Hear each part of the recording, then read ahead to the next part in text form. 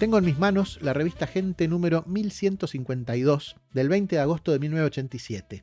El título es Los famosos votan en Gente y es una tapa doble con un montón de famosos de esas producciones que solía hacer Gente y creo que todavía hacen en el estudio fotográfico, supongo que de la editorial, donde la idea es: todos estos personajes dicen por quién van a votar el 6 de septiembre. Y podemos reconocer en la tapa todavía a algunas personas. Está, por ejemplo, Moria Kazan en el centro de la escena, que es lo que sabe hacer. Está Carlos Monzón, está Valeria Lynch, Marta Minujín, Julio Grondona, y hay unos cuantos más que veremos cuando lleguemos a la nota correspondiente. Esto es la elección legislativa del año 87, que se iba a hacer el 6 de septiembre, que cuando el mandato presidencial duraba 6 años, no había elecciones que llaman de medio término porque traducen mal del inglés, sería de mitad de mandato. Acá no hay mitad de mandato porque sería a los 3 años. Entonces ya había habido Alfonsín Asume en el 83, hay elecciones legislativas en el 85 y estas son las segundas elecciones legislativas y las últimas antes de las nuevas presidenciales, cosa que en los 80 hacía tiempo que no se daba una presidencial durante un mandato constitucional. No se daba desde el año, si no me equivoco, 38, una cosa así. Y entonces están, por un lado, celebrando eso, y por otro lado, como destacan en el editorial de la primera página, al lado de una publicidad de Sanitarios Piazza, destacan que hay un montón de gente con distintas ideas políticas que están no solo posando juntas, sino conviviendo, sonriendo, dialogando y viviendo paralelamente, sin ninguna interferencia, con ideas distintas, y se muestra que es perfectamente posible. Destacan que no era algo muy común antes de la llegada de este periodo democrático, y con el tiempo que pasó desde entonces podemos destacar también que no es algo especialmente pensable hoy. Se puede pensar, podría ocurrir, pero es muy fácil que surjan tensiones, reproches, ajustes de cuenta, chicanas o directamente peleas que suelen pasar cuando se confrontan ideas violentamente contrapuestas en la sociedad argentina. Pero esta era una época en la que la idea era convivir. Estamos en una democracia, ¿por qué no convivimos? ¿Por qué no podemos hacer nuestra vida y dejar que las disputas se resuelvan en marcos como elecciones, que para eso existen, justamente para decidir de alguna forma cuál es, para resolver de alguna forma los desacuerdos. La revista propiamente dicha arranca con una cobertura de la visita de Pavarotti, el tenor al que actuó en La Bohème en el Teatro Colón, y nos muestra no tanto la actuación, hay una foto del Colón donde está siendo ovacionado, pero nos muestra sobre todo la parte social, porque al fin y al cabo es la revista Gente. Entonces tenemos un montón de famosos que están no solo en la función del Colón, como Juan Carlos Mareco, Adelina D'Alessio de Viola, Canela, sino también la cena en el Hotel Plaza, donde la alta sociedad porteña agasajó a Pavarotti. Entonces tenemos gente como Elsa Serrano, como Amalita Fortabat, que es alguien que es muy difícil no encontrar en revistas de esta época. Hay una foto de la mesa de 16 personas, que es la mesa principal donde comió Pavarotti, donde está no solo Amalita Fortabat, sino que está Francisco Macri, padre del presidente posterior, está el intendente de Buenos Aires, Facundo Suárez Lastra, que es responsable, digamos, del Colón, porque el Colón pertenece a la ciudad, y nos cuentan que las mujeres, las señoras, hicieron cola frente a la mesa de Pavarotti para que les autografiara el menú. Con esto pasamos a el siguiente tema que trata la revista, que lo llama uno de los temas de la semana, y es el dólar. Y el copete de la nota es: el dólar marginal llegó a los 3 australes. Y aunque después bajó su cotización, el alza preocupó a los argentinos. Gente pidió la opinión de 4 economistas y qué soluciones proponen al tema. Los 4 economistas son Rogelio Frigerio, abuelo del hoy gobernador de Entre Ríos, Domingo Cavallo, Guido Di Tella y Álvaro Alzogaray. Y primera cosa a destacar es: ninguno de los 4 es parte del gobierno de este momento. Y todos dicen más o menos que hay que liberar el mercado de cambio, sincerizar la economía y todas las recetas que suelen aplicarse cuando hay una disparada y una diferencia entre un dólar oficial y un dólar de mercado. Otra cosa a destacar es que lo llaman dólar marginal. Años después se impuso el nombre dólar blue de alguna forma. Hoy te dicen cotiza tanto el blue, pero es el dólar que hay, o sea, cuando pasa eso es porque hay una cotización oficial, que es suele ser el Banco Nación, que dice el dólar vale esto y es menor que el valor de mercado.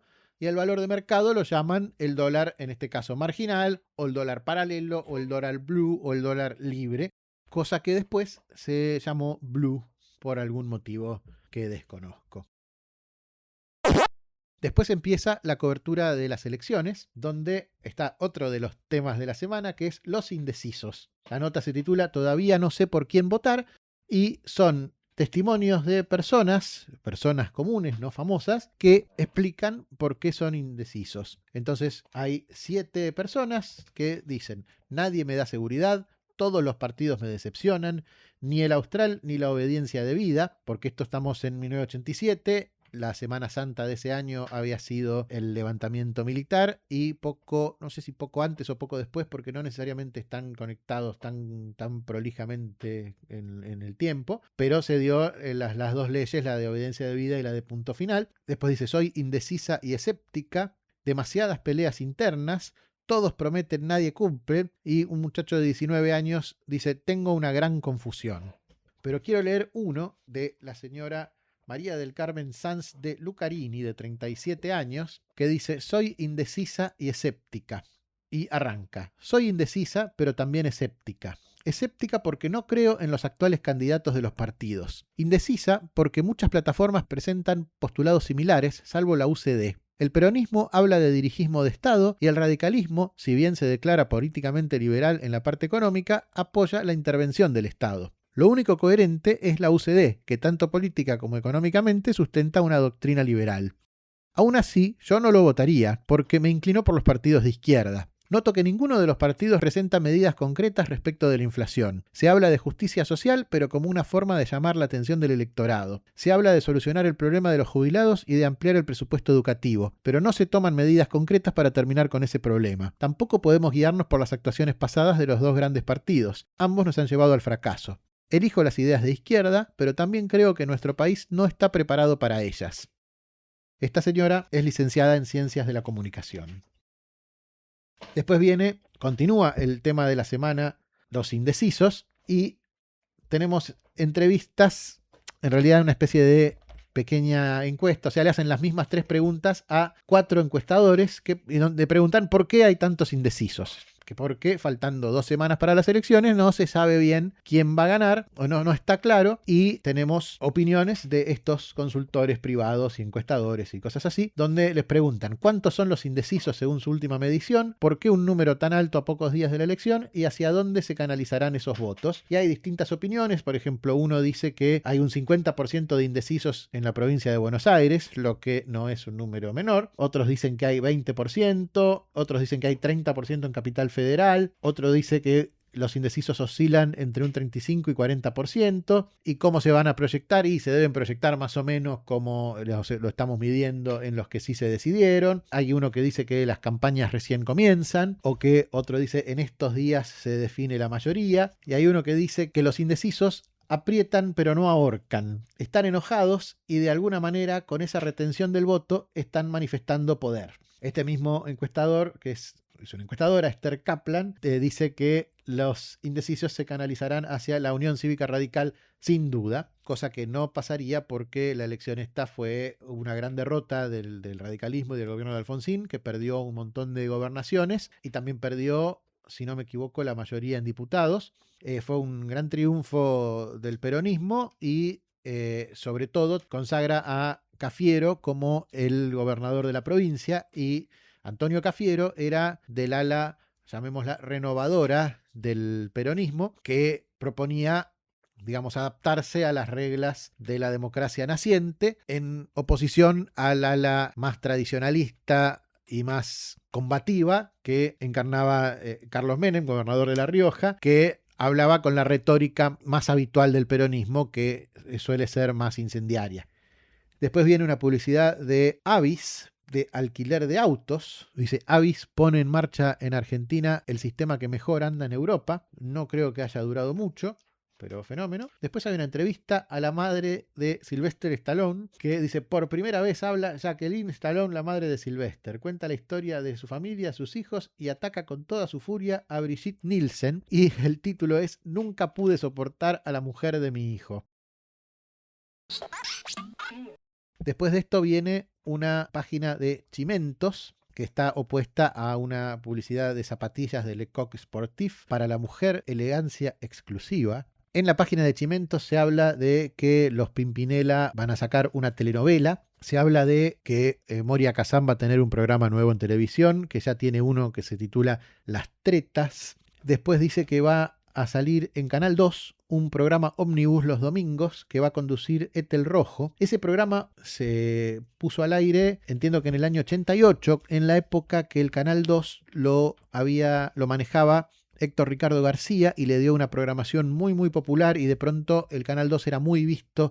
Estaba segundo en el rating. Esta es una época en la que 3 de los 5 canales son estatales, el 7 que es ATC, y después el 11 y el 13, y el único canal privado que tiene algún peso es el canal 9 de Romay, y que podemos ver en un recuadro que dice los mejores del rating, y tenemos el ranking de los 15 primeros programas, entiendo, de la semana, no lo dice, pero sería lógico porque es una revista semanal. Y tenemos de los 15 programas, la gran mayoría, 1, 2, 3, 4, 5, 6, 7, 8, 9, 10, 11 de los 15 son de Canal 9 de Romay. Entonces el mejor del rating es 6 para triunfar de Canal 9 con 34 puntos. Después viene 9 Diario. Después viene Super Mingo en Canal 11 con Minguito, Juan Carlos Altavista. Después viene la película de la semana de Canal 9. Empatados en el quinto puesto están Hola Susana en su primer año en ATC, que iba al mediodía, y La Noche del Domingo con Sofovich en Canal 13, ambos con 26 puntos de rating, cosa que al mediodía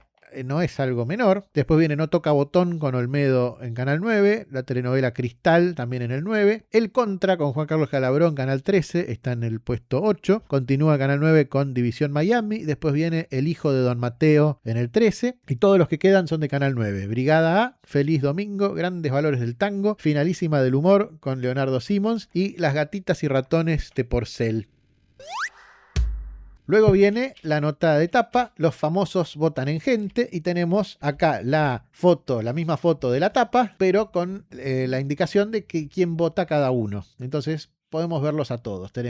Vamos a hacer desde como si fuera el reloj, de las 12 a las 12. Tenemos a Carlos Sorín, cineasta, que vota a la UCR, Daniel Mendoza, periodista, que está indeciso y por alguna razón igual va, Marta Minujín, artista plástica, a la UCR, Héctor Caballero, empresario artístico, también a la UCR, Mora Furtado, modelo, a la UCD, Eliseo Branca, rugbyer, al MID, al Movimiento de Integración y Desarrollo, Carlos Monzón, exboxeador, que está a muy pocos meses de matar a su esposa y de ir a la cárcel por eso, vota al Partido Justicialista, cantante Valeria Lynch, a la UCR, Adriana Brodsky, actriz que se iba a casar pocos años después con el jefe de la CIDE, Tata Joffre, en este momento vota a la UCR, Moria Kazan a la UCR, Adriana Salgueiro, actriz, también a la UCR, Karina Rabolini, modelo, vota al radicalismo, Atilio Stampone, músico, vota al MID, Alicia Jurado, escritora, vota a la UCD, Marta Bianchi, actriz, también no a la UCD, sino a la UCR, Mariana, cantante de Las Primas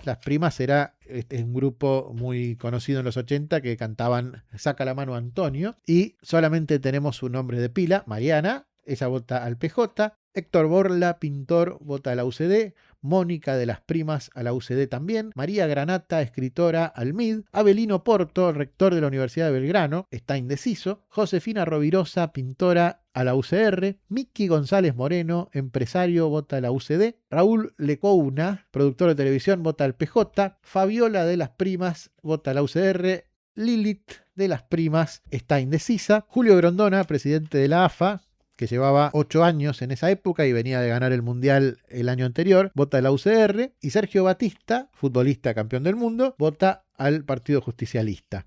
En las siguientes páginas tenemos las clásicas fotos del backstage de la producción, donde están conversando los distintos personajes, y están los testimonios de cada uno que dice por qué votamos así. Entonces vamos a elegir algunos de los testimonios, está agrupado por partido. Tenemos, por ejemplo, a Josefina Rovirosa, que dice: no soy alfonsinista, pero los voto, aunque no cumplieron con el 100% de las expectativas. Creo que ningún otro partido lo hubiese podido hacer. El problema económico no me hace cambiar de idea. Creo que los argentinos no nos hemos dado cuenta de que vivimos en un estado de emergencia heredado. El problema económico es, entre otras cosas, que empezaba a dispararse el dólar después de la implementación del Plan Austral en el año 85, que cambió la moneda del peso argentino al austral, y que venía habiendo cierta estabilidad que para cuando llegaran en un par de años las elecciones presidenciales no iba a quedar nada. Tenemos por ejemplo, vamos con algunos de los más llamativos, por ejemplo, Adriana Brodsky: no me interesa la política, te digo la verdad, ¿sabes? Pero voy a votar por la UCR. Fabiola de las Primas dice: ¿por qué elegí a los radicales? Te explico. Yo no entiendo nada de política, pero les miré la cara a todos los candidatos y elegí el de los ojos más lindos. Por eso voto a Casella. Entre los justicialistas se destaca Carlos Monzón, que dice: soy peronista desde que nací, y como soy de Santa Fe, más todavía. No podría ser otra cosa que peronista, y estoy con los renovadores. Son los políticos que necesitamos y que volvieron a darle vida al peronismo. Varios de los peronistas dicen que siempre lo fueron. Por ejemplo, Sergio Batista, que dice: voto al peronismo por herencia. Toda mi familia fue peronista desde siempre y sigo la tradición. En realidad, a mí la política no me interesa mucho, pero soy peronista desde que nací, así me lo inculcaron y así lo siento.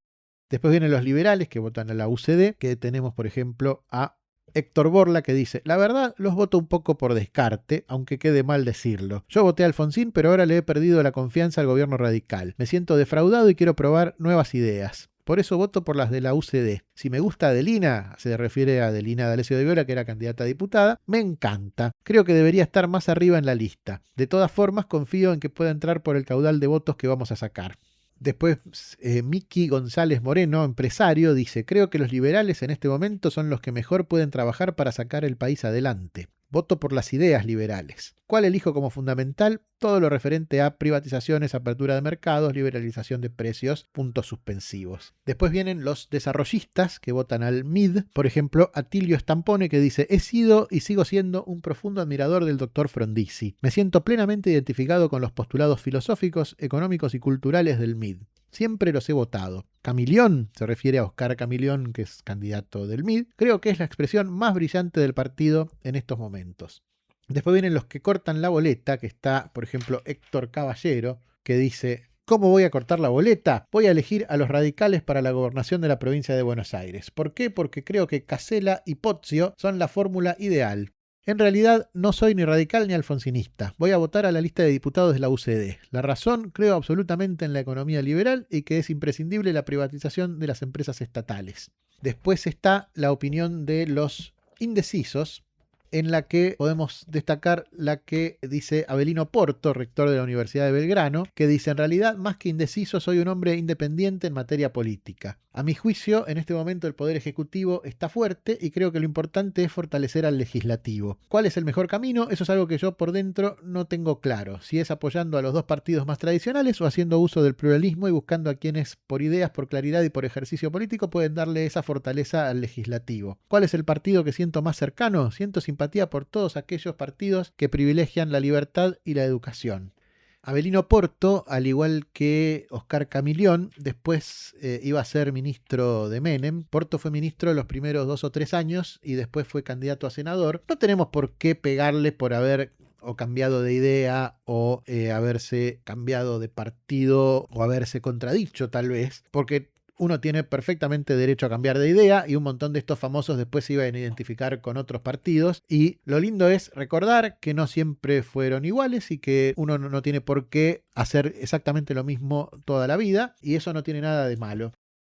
Después hay un recuadro que dice: ¿por qué no hubo nadie del PI? El PI es el partido intransigente, que había sido, no me acuerdo si la tercera o la cuarta fuerza en las elecciones del 83 y era un partido bastante importante en esa época y después iba a formar parte del frente que llevó a Menem a la presidencia, y explican que la producción de gente se comunicó con el partido y después les informaron que los dirigentes del partido iban a reunirse para tratar la invitación. Y más tarde ese mismo día, el partido intransigente informó a través de su encargada de prensa que lamentablemente se ha decidido que ninguno de nuestros afiliados, en este caso famosos, concurran a la tapa de gente, ya que ellos solo pueden ser tapa de la revista cuando se los llama por la actividad que desempeñan y no por medio de una invitación tan arbitraria. Entendemos que los actores, deportistas y demás afiliados de renombre tienen otras obligaciones que están más allá de la tarea que realizan por el partido. De todos modos, les agradecemos la invitación porque no en vano era el partido intransigente.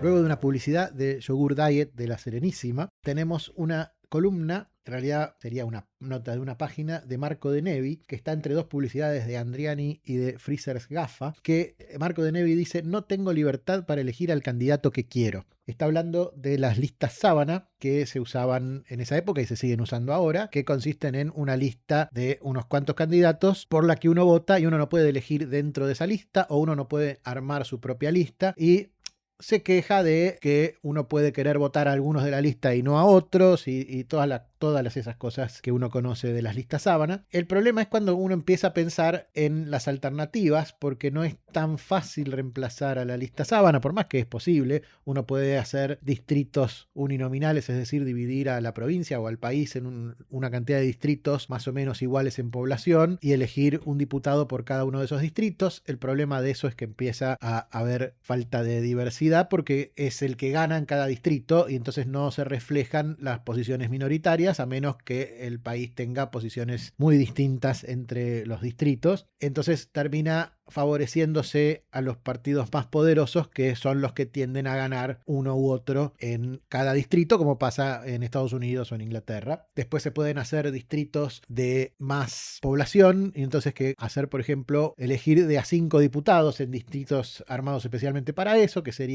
puede hacer más proporcional y entonces sigue siendo una lista sábana, pero es una lista más corta, es un poco más cercano, hay todo un espectro de cosas, pero ninguna es una solución perfectamente elegante que favorece a todos los casos y tiene todas las virtudes versus todos los defectos, y no necesariamente por esa razón el sistema de lista sábana continúa, aunque podría dejar de pasar algo que dice De Nevi acá, que a mí no me molestaría que viniera uno que estuvo octavo en la lista sábana y salga y diga: a mí me eligió el pueblo. Eso por lo menos podría dejar de ocurrir si no cambiamos la lista sábana.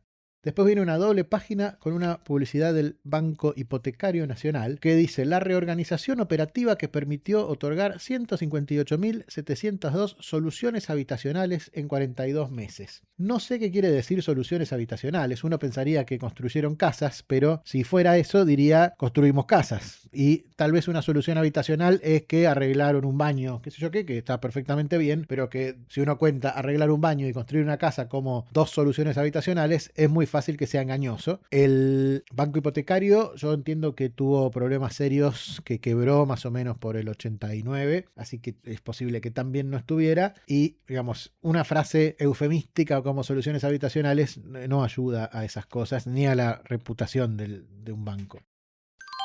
La siguiente página tiene una nota titulada "Tengo SIDA y quiero ver al Papa antes de morir", y habla de una persona que se llama Alfredo Vega de San Francisco, que estaba por ser recibida por el Papa Juan Pablo II y estaba previsto para el 17 de septiembre de este año, del 87, y no sabe si va a estar vivo para esa fecha ni si va a estar en condiciones. Entonces graba un video para que el Papa pueda escuchar su testimonio, y la importancia de esto es llamar la atención sobre la epidemia del SIDA que había en esa época, que era una enfermedad que sigue siendo una enfermedad que ataca el sistema inmune y que no solo no tenía cura, y ahora no tiene algo de cura, es menos letal que lo que solía ser, pero no es algo que uno tenga ganas de tener. Pero era una enfermedad de transmisión sexual que se asociaba mucho con la homosexualidad, entonces había un montón de tabúes en el medio y un montón de gente no quería saber nada, y se produjo todo un esfuerzo, llamémoslo de abajo hacia arriba, para mostrar que estaba pasando una epidemia muy seria de una enfermedad devastadora que mató un montón de gente, y esto es parte de eso a través de ir a ver al Papa e ir a buscar repercusión por distintos lados, cosa que es perfectamente loable.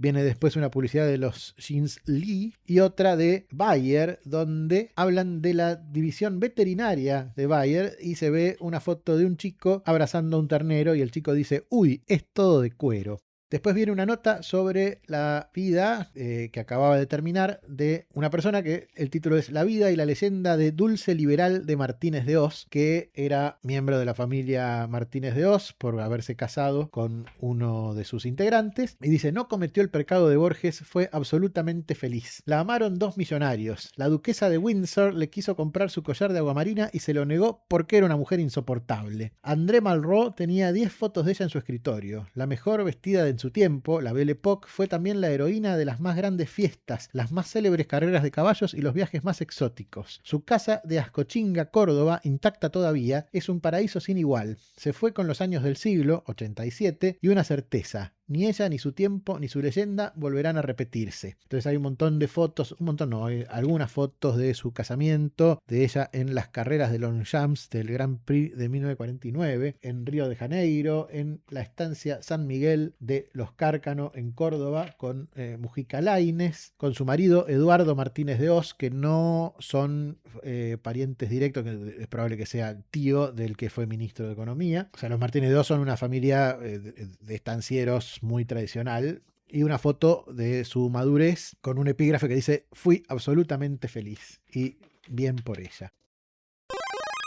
Continúa una nota sobre el programa de Alejandro Dolina, que se titula Dolina no está solo en la madrugada, y hay una foto donde está Dolina con Guillermo Stronati en el estudio de Radio El Mundo, rodeado de un montón de jóvenes que iban a ver el programa, que se transmitía de 1 a 3 de la mañana, y estaba arrancando el programa de Dolina que se llamaba Demasiado tarde para lágrimas, y es más o menos el mismo programa que sigue haciendo. Había arrancado un par de años antes, y acá cuentan que de a poquito empezó a venir público que quería presenciar el programa, por más que el horario era increíblemente marginal, y es un fenómeno que se sigue dando, creo, y se dio mucho. Yo lo conocí en los 90, yo tuve mi etapa Dolina, de hecho lo iba a ver al Café Tortoni y al Teatro Alvear, y siempre fue un público joven. Y hay distintas posibilidades para pensar por qué es un público joven y no necesariamente un público más grande el que va a verlo. Yo sospecho que el público joven es el que todavía no le sacó la ficha, porque hay un montón de cosas. O tal vez el público joven es el que está disponible en esos horarios. No es necesariamente algo que hable de Dolina mismo. Acá cuenta que el programa se hace de 1 a 3 de la mañana en el estudio de radio, cosa que no iba a durar, tarde o temprano iba a pasar a otro lado. Entiendo que en algún momento que hubo algún cimbronazo social, que hubo disturbios, gente rompiendo vidrieras, a la radio no le hizo gracia que quisiera entrar gente a la madrugada y empezaron a ir a otros lados. Acá cuentan que en esta época hacen el programa de lunes a jueves en el estudio de la radio, y los viernes, a partir de algunas semanas antes, del 31 de julio, esto estamos en el 20 de agosto, empezó a transmitirse desde las instalaciones del Sindicato del Seguro. Dolina siempre tuvo contactos fluidos con las bases del peronismo. Sé que estuvo también, por ejemplo, en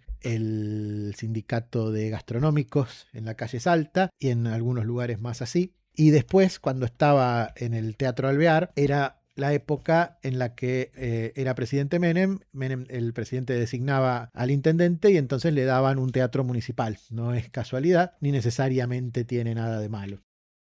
Después de esto viene una publicidad de camperas de cuero que dice Campanera Dalla Fontana. No sé ni cuál es la marca ni cuál es la campera, pero sí dice: en cueros es más divertido.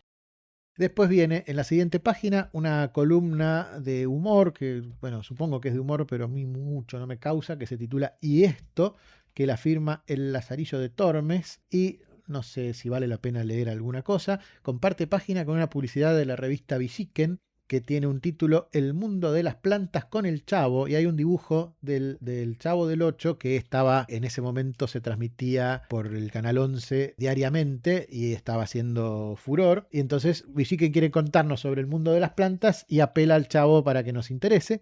Y después viene una publicidad de un video titulado Los mejores momentos de México 86, que edita, por un lado, la editora THB, Transmundo Home Video, y también editan una colección de videos de la revista El Gráfico, como la historia de los mundiales, la película Héroes y uno sobre Fangio, uno sobre River y cosas así. En esa época Atlántida editaba videos usando la marca de sus revistas.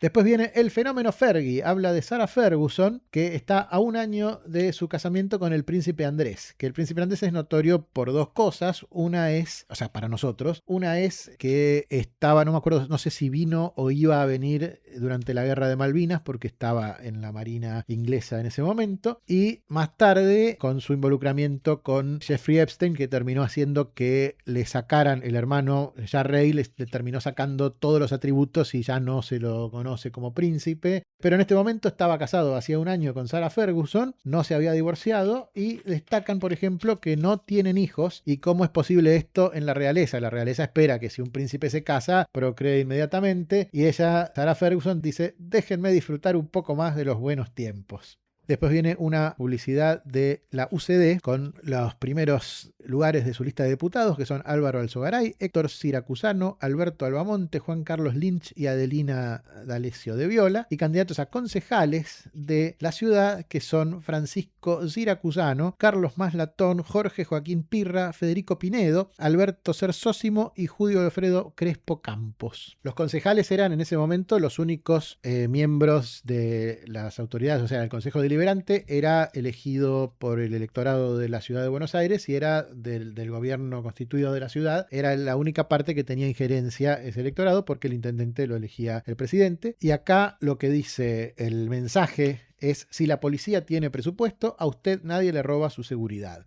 Explican todo eso y explican que por eso la opción es liberal. Y es como, y dice seguridad, y debe ser como debe haber una serie de avisos de distintos temas. Y después viene una sección que dice humor, lo mejor de los mejores. Y dice una selección de los mejores gags de Lelutier, Antonio Gasalla y Enrique Pinti en sus espectáculos. Así que podemos darnos el lujo de leer algunos. Arrancamos con Lelutier, que en ese momento presentaban 20º aniversario, que era el primer espectáculo del quinteto sin Ernesto Acher, y hay algunos fragmentos del segmento de Warren Sánchez que dice: el diablo nos ofrece bienes materiales, placeres, pero lo único que él quiere es poseernos. Él sabe muy bien cómo cobrárselas, la primera cuota al gozar y el resto a la posesión.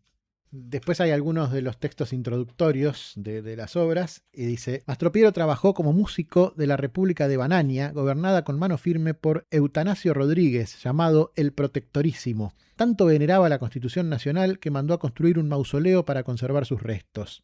A su iniciativa se debió la creación de la Biblioteca Nacional de los Derechos Cívicos, y además prometió que cuando el pueblo estuviera lo suficientemente maduro, dicha biblioteca sería abierta al público. Gasalla, por su parte, tenía un espectáculo titulado Gasalla es el Maipo y el Maipo es Gasalla, no informan en qué teatro está, que leo una de las citas. Otro fenómeno son los tours, está hablando de viajes al exterior. Va toda la familia en un tour que recorre 15 países en 7 días. Los primeros días uno intenta sacar alguna fotito, después te vas filtrando. Te levantan a las 5 de la mañana, te meten a patadas en una camioneta, te muestran museos, ruinas, mausoleos. Tenés el mate en blanco, la mirada perdida. Por supuesto no sabes ni qué hora ni qué día es, porque te cambian de horario para embromarte. Hay momentos en los que salís de un país a las 5 de la mañana y llegás a otro a las 3 de la tarde, pero del día anterior. Por último está Enrique Pinti, que presentaba Salsa Criolla, que es un espectáculo que terminó durando como 10 años y debía llevar 3 o 4. Y leemos sobre la televisión. Las gansadas que se dicen en la tele, y no solamente los tarados dicen gansadas, también los especialistas. Por ejemplo, este es un año político, entonces habla todo el mundo de economía y dicen todos las mismas gansadas. Es maravilloso porque los políticos no van solo a los programas políticos, van a los de entretenimientos, a los programas cómicos, se disfrazan de mujer, se dejan tocar el culo por Olmedo, le atienden el teléfono a la Jiménez, bailan, cantan, tocan la flauta dulce. Y cuando hablan de economía, dicen todo lo mismo.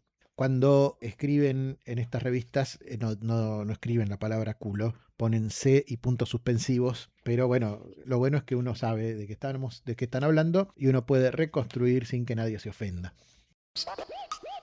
Después viene una charla con el doctor Isidoro Orlansky, el argentino que más sabe sobre un tema que inquieta al mundo, el ozono, y hablan del agujero de ozono que en esa época era un problema que se estaba presentando a partir del descubrimiento de que estaba faltando ozono y de que la causa era los clorofluorocarbonos que se liberaban a la atmósfera, y que es un problema del que no se habla más, entre otras cosas porque se tomaron las medidas correspondientes y se empezó a solucionar, y no sé si está del todo solucionado, pero es algo que se dio la voz de alarma y se hizo algo al respecto, y esa es la razón por la que no se habla más. Es parecido al tema del problema del año 2000, donde se hablaba de que las computadoras que no estaban programadas para interpretar los años, si uno escribe el año con 2 dígitos, es decir, 98, 99, 00, iba a tomar como que 00 era 1900 y eso iba a causar una cantidad de problemas en cascada, que no terminó pasando, pero es perfectamente razonable que no haya terminado pasando porque se tomaron las medidas correspondientes antes. Entonces había un problema y se lo solucionó y entonces no fue un problema.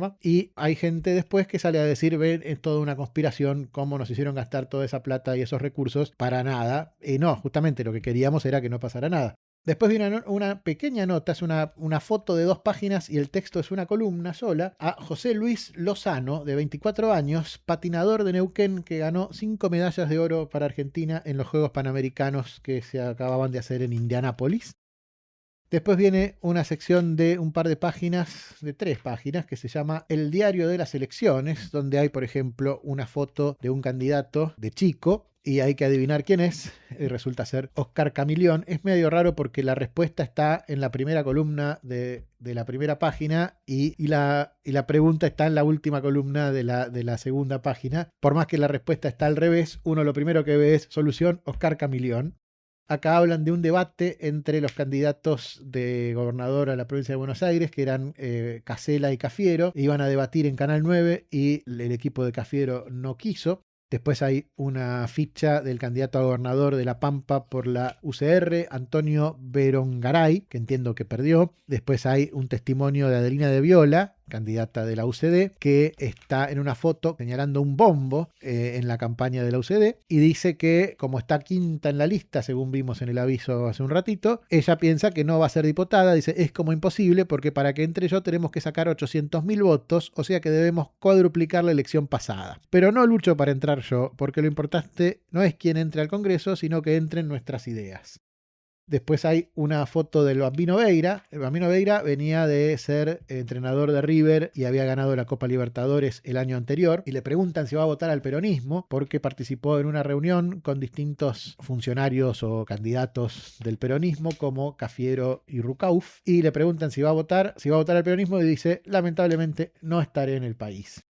Hay también una crítica a un debate de candidatos a diputados entre Alzogaray, Jesús Rodríguez y Carlos Rucauf, que se dio en el programa Tiempo Nuevo de Bernardo Neustadt, donde dicen: Rucauf estaba muy nervioso, demasiado. Propuso un pacto de no agresión en la sala de maquillaje, pero sus rivales no aceptaron. Rodríguez estuvo desconocido. Todos los días y a toda hora dice cosas más fuertes. ¿Qué le pasó? Alzogaray fue el más sólido, pero dentro de su libreto. Un libreto tal vez demasiado frío para lo que exigía el momento.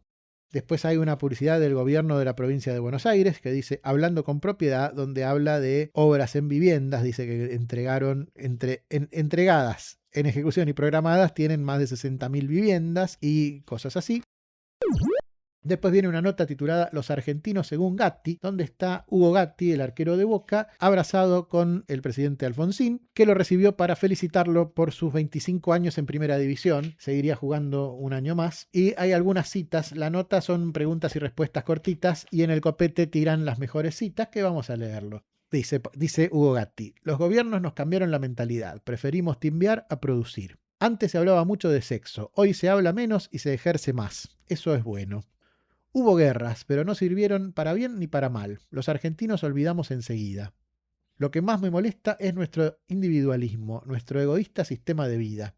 Tenemos el mejor país del mundo, pero somos vagos, sin cerebro ni organización. Tan mal estamos que hasta a mí me cuesta respetar un semáforo. Hace 25 años Luisito Artime me dijo, comprá dólares, pibe. Y la última es, los argentinos no podemos vivir sin verso. El verso es el postre de este país. Hacia el final de la revista hay una nota titulada ¿Qué pasa entre Yuyito y Monzón? Y hay una foto de Yuyito González y Carlos Monzón. Carlos Monzón, recordamos, a pocos meses de ir a la cárcel por matar a Alicia Muñiz, cosa que nadie que estaba haciendo esta revista podía saber. Y están en la cena de homenaje a Hugo Gatti de la nota anterior, y dice que están juntos, juntísimos. Carlos Monzón separado hace tiempo de Alicia Muñiz y Amalia González separada hace poco de Guillermo Coppola. Bueno, no sabemos si se produjo ese romance o no, pero si se produjo duró poco y Carlos Monzón fue a la cárcel en enero-febrero del 88 y Yuyito González terminó teniendo 2 publicitados romances con 2 presidentes. Y después, en la última página de la revista, porque la contratapa es también la tapa, justamente por la cantidad de personajes que había, tenemos en la retiración de tapa la publicidad de tampones OB que nos explican el concepto de tampón, o sea que estamos suponiendo que es un concepto tirando a nuevo. Y después una especie de editorial al final, una sección que se llama Y punto, donde dice una imagen distinta y son todas citas del presidente Alfonsín, que dice definiciones claras, directas, concretas del presidente Raúl Alfonsín el sábado 15 pasado en el Aeroparque Metropolitano tras haberse suspendido su viaje a Marcos Juárez, Córdoba por mal tiempo. Habló sin apuro, sereno, distendido, lejos de las presiones. Y así fue el resultado. Un presidente distinto y seguramente más real del que muestran a veces las tormentosas coyunturas. La revista Gente siempre fue criticada cuando un montón de gente sobre todo gente que estudia medios, habla de la revista Gente. Lo primero que dicen es su apoyo a la dictadura del 76 y a la guerra de Malvinas y todo eso. Pero en general, si uno mira, se encuentra que tienden a ser oficialistas siempre. Entonces, cuando había una dictadura, apoyaban esa dictadura. Cuando había Alfonsín, apoyaban a Alfonsín. Cuando estaba Menem, apoyaban a Menem y así. Y entonces acá tienen citas de Alfonsín donde dice: no deseo ni quiero la reelección. Estamos en una crisis y hay que asumir la crisis. Se está hablando demasiado, se está confundiendo al hombre y a la mujer de nuestro país. El país crece y se quiere hacer creer que no crece, y un par de citas más así, con las que la revista Gente, después de exponernos a todos los personajes y por quién votan, nos cierra con la palabra del presidente de la Nación.